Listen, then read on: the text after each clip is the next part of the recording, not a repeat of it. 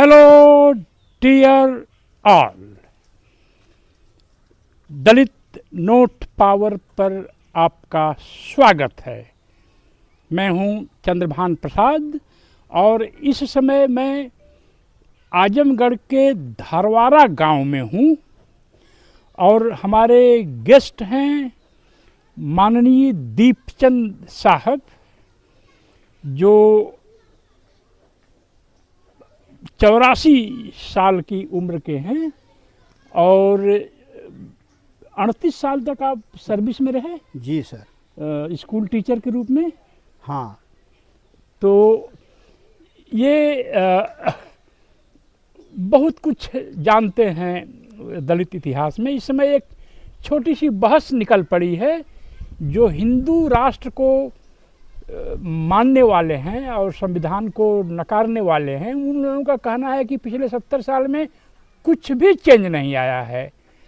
तो मैं गांव-गांव जा रहा हूं और जो अपने समाज के श्रेष्ठ लोग हैं, सीनियर सिटीजन्स हैं, उनसे बात करने की कोशिश कर रहा हूं कि कैसा था पुराना ज़माना और कैसा है नया ज़माना।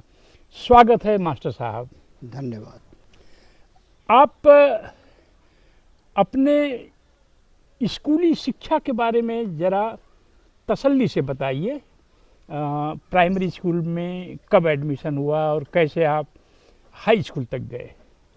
सर, आपने जो यह प्रश्न मुझसे पूछा है, मैं बहुत ही भाग्यशाली हूँ और अपने जीवन की आत्मकथा आप लोगों के संदेश पहुँचाने के लिए मैं अपने को बहुत ही गौरवान्वित हो रहा हूँ। Thank you sir, thank you.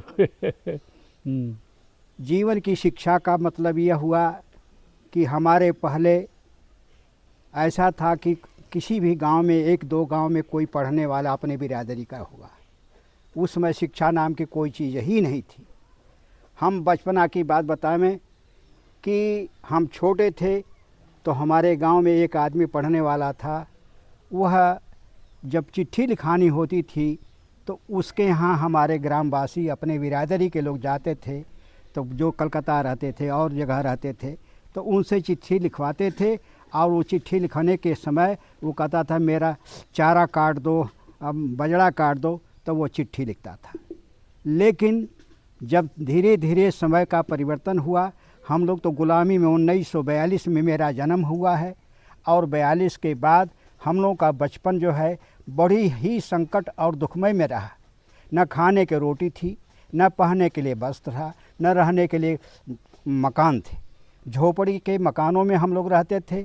जाड़े में या पुआल ही हम लोगों का सहारा होता था और खाने पीने की जो दुर्दशा थी, वह दुर्दशा बहुत ही असहनीय थी। हम लोगों के पिताजी माने क्षत्रिय वर्ग का हलवाही का काम करते थे। वह मजदूरी जो मिलती थी छोटी सी, उस मजदूरी में ही अपना पूरा परिवार जो है, हम लोग जो है 4 बहन और 2 भाई, छोटी सी मजदूरी में, मतलब कि शेर भर पुराना जो शेर होता तो वो अभी शेर नहीं चलता था, बल्कि वह शेर जो है लो पत्थर का बनाया हुआ होता था, तो बहुत ही छोटा होता था। माने वह एक शेर के बराबर, मतलब यह 3 पाव ही वह होता था।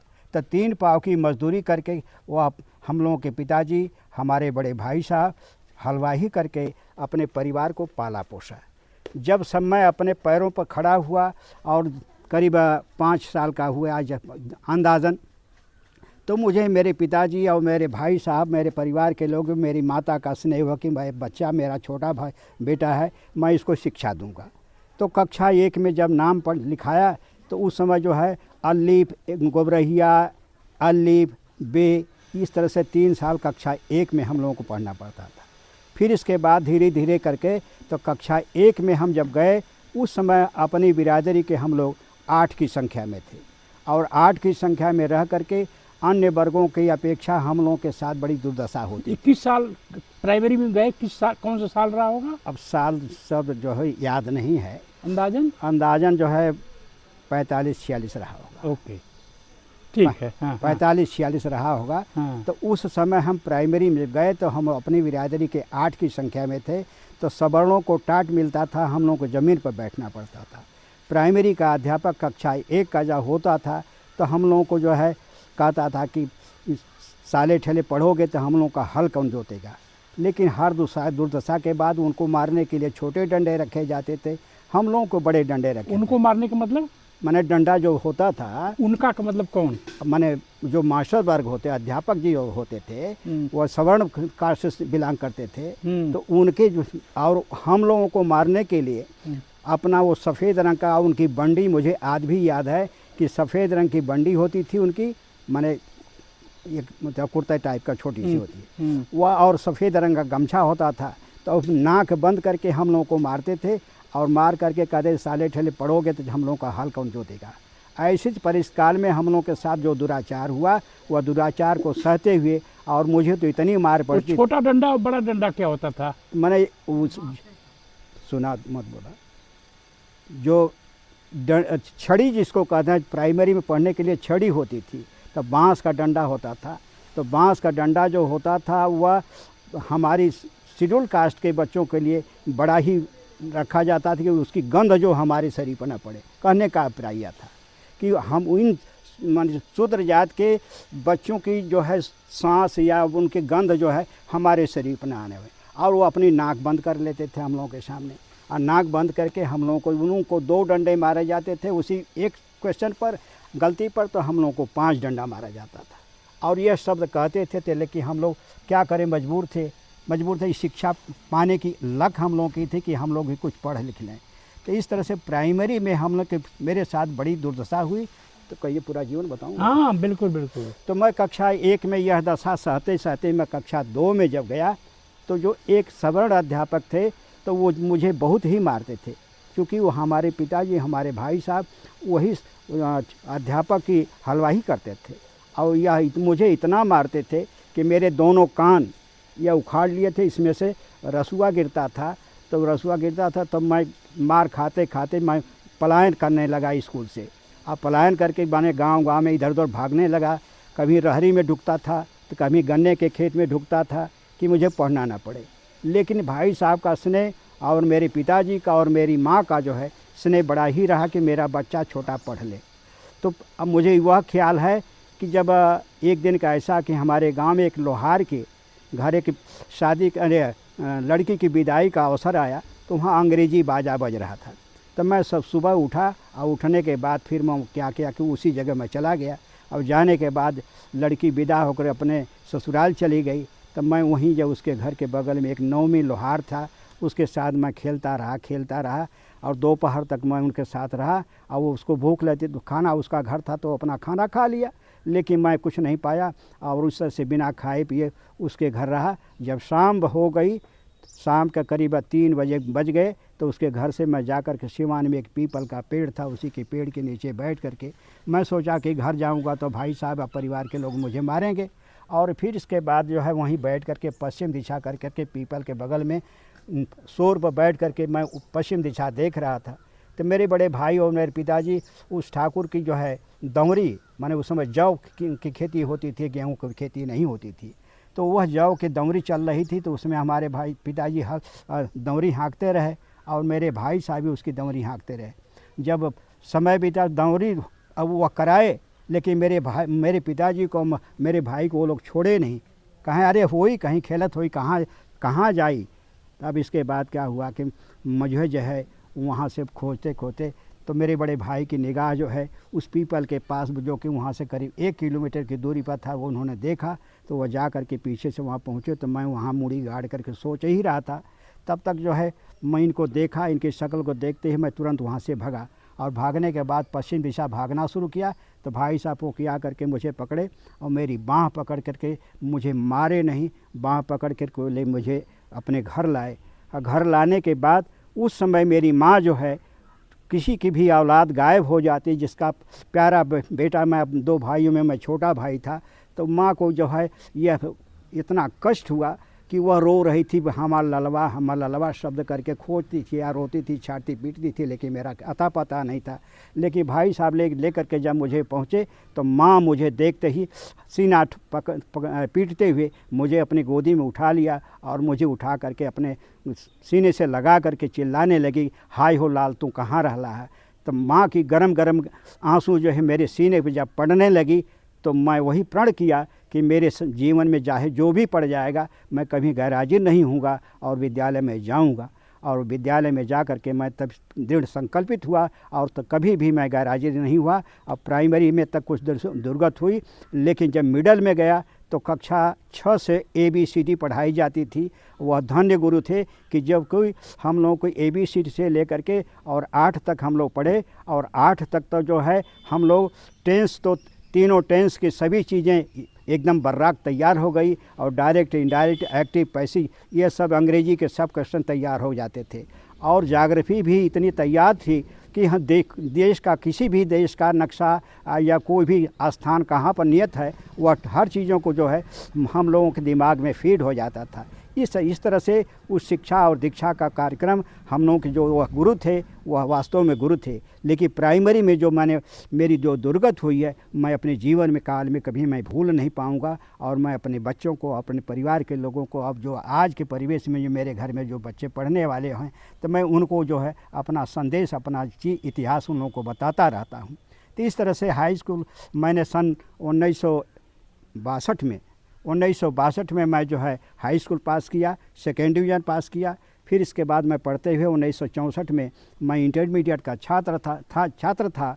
तो 1962 की हाई स्कूल के सर्टिफिकेट के आधार पर मैं एम्प्लॉयमेंट एक्सचेंज ऑफिस में मैं नाम, उसकी कहानी बाद में आएंगे। ये बताइए आप वो संस्कृत का श्लोक की कहानी क्या है?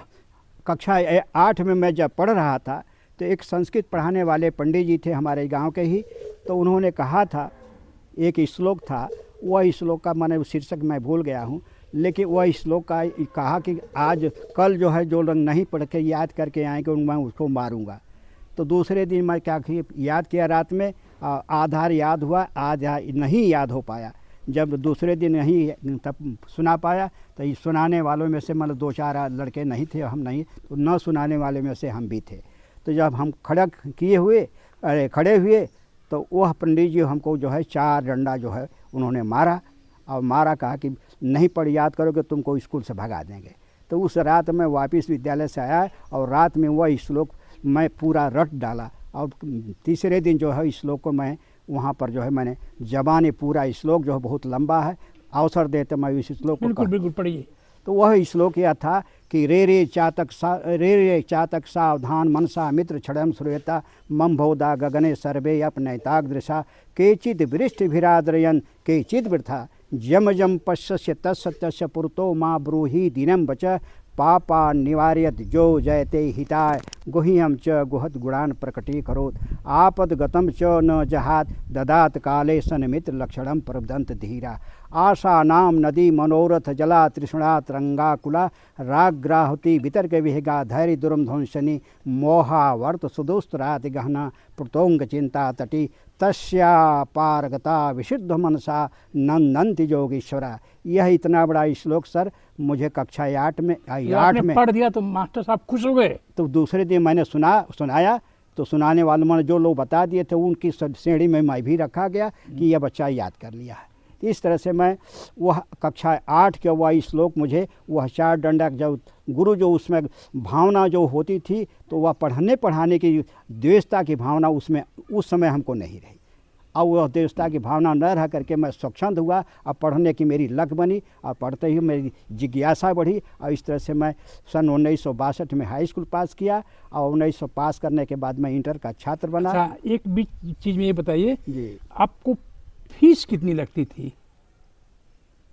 फीस तो सर जो है प्राइमरी में हमको न याद नहीं है न मिडल में याद है, शायद 2 पैसा या कुछ ऐसे ही याद रहा, ख्याल पर नहीं आ रहा। अगर अपर कास्ट की तरह से आपको 8 आना या 1 रुपया फीस लगती? नहीं पढ़ पाता सर, नहीं पढ़ पाता। काहे कि पिताजी हलवाई करते थे, भाई साहब वही काम करते थे।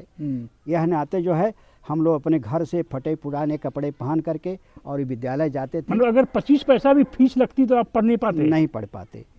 तो जो आपके साथ 8 दलित एक साथ एडमिशन लिए थे, जी, उसमें से कितने हाई स्कूल कर पाए? मुश्किल से मैं ही एक लड़का निकला, और बाकी 6-7 तक गए। 8 में कुछ पढ़े नहीं तो वही से सब 7 तक सब लोग गए। कुछ लोग गए, कुछ लोग प्राइमरी पास किए, कोई मिडिल में 6 तक गए, 7 तक सब लोग वापस चले गए। कितने उम्र में आपने जूता या चप्पल पहना होगा? मैं हाई स्कूल सन 1962 में पास किया, तो इसके बाद मुझे जूता मौसर हुआ। किसने दिया? भाई साहब पिताजी यही लोग थे। हम्म, हाँ मैंने मुझे शौक थे ना, लोग जूता चप्पल पहनते तो मैं देख करके मुझे ललच आती थी कि मैं भी ऐसा अपने परिवार से होता तो मुझे पहनने को मिलता। और पॉकेट खर्च मिलता था एक आना दो आना? कुछ नहीं, मैं चंडेसर जाता था, मतलब घर से जो रोटी खा कर जाता था, एक पैसे थाली में पॉकेट में नहीं होती थी, और जाते जाते 3 कोस मैं पैदल जाता था, 3 कोस पैदल आता था। फिर इसके बाद रात में मैं पढ़ता तो मेरी माँ कहती थी कि अरे भैया डेबरिया का तेलवा ख़त्म है, तो बहने डेबरी का तेल कहाँ से आएगा। तो डेबरी क्या होती थी? डेबरी एक मिट्टी का बर्तन होता था और उसमें मिट्टी का तेल भर दिया जाता था, उसमें ढक्कन लगा करके और उसमें कपड़ा लगा दिया जाता, तो वही डेबरी होती थी। तो उसी से पढ़ाई किया आपने? हाँ उससे मैंने पढ़ाई किया। फिर कुछ दिनों के बाद भाई पिताजी जो है एक लालटेन की व्यवस्था की है। तो माता जी क्या कहते थे आपकी कि माताजी कल कहाँ से तेल आएगा इसमें जलाने के लिए? हाँ तो माता जी कहती थी कि भैया कहाँ से इतना रतिया भरे में तेलवा ख़त्म कर दो, तेल कहाँ से बहने से आई, इतना अभाव था। मेरी माता जो है छतरियों के जो है हरी बेगारी कटिया बिनिया ये सब करती, रोपनी का काम मेरी माँ करती थी। और मेरी भाभी जो थी वो भी खटिया बिनिया या दौरी उन सबों की ठाकुरों की हलवाई किया करती थी। तो हाई स्कूल आपने किस 62 में पूरा किया? जी सन 62 में, जी सेकंड डिवीजन मैंने सेकेंड डिवीजन पास किया। जी। तो ये रही कहानी मास्टर दीपचंद साहब की। और अब इसके बाद दूसरा एपिसोड बनेगा इनकी नौकरी के बारे में। आप इस एपिसोड को देखते रहिए, कैसा लगा इसको फॉरवर्ड करिए, शेयर करिए और इसके अपने मित्रों के बीच इसको और भी आगे बढ़ाइए। जय भीम, जय भारत।